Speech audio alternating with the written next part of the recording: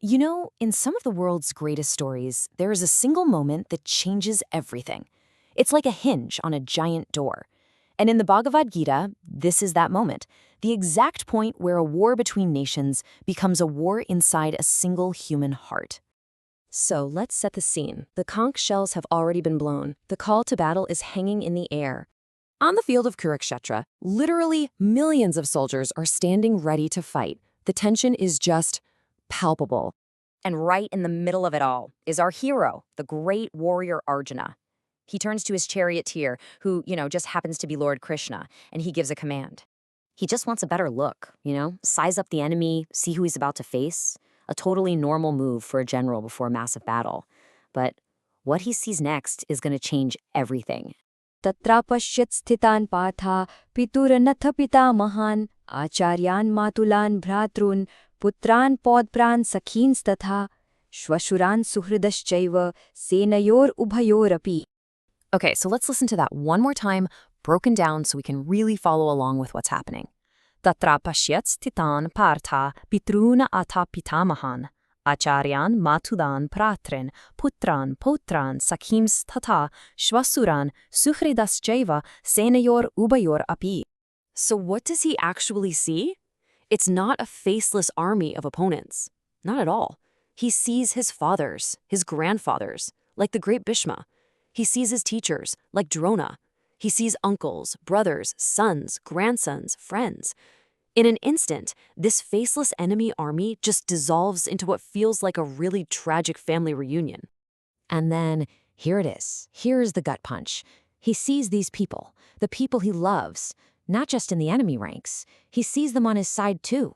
He's here to fight and to kill the very people who make up his entire world. And you have to understand, this is the moment. Up until now, the war was an idea. It was a concept, a righteous duty he had to perform.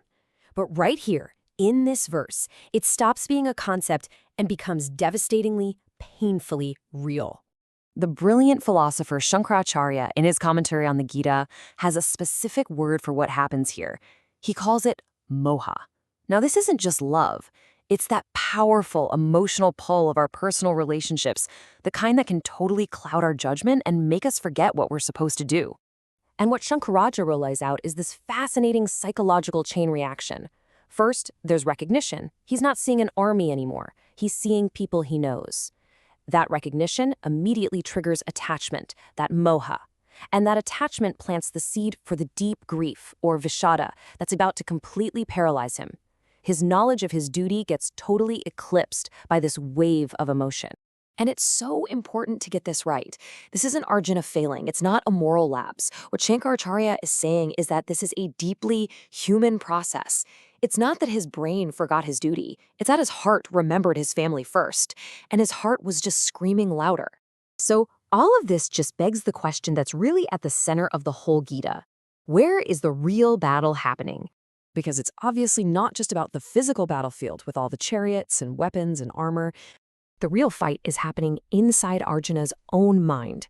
The true battlefield is his consciousness. And the weapons aren't arrows and spears. They're recognition, memory, and love. And I mean, isn't that a battle we all face sometimes? That moment when what we know we have to do goes right up against the people we care about the most? So this verse plants the seed.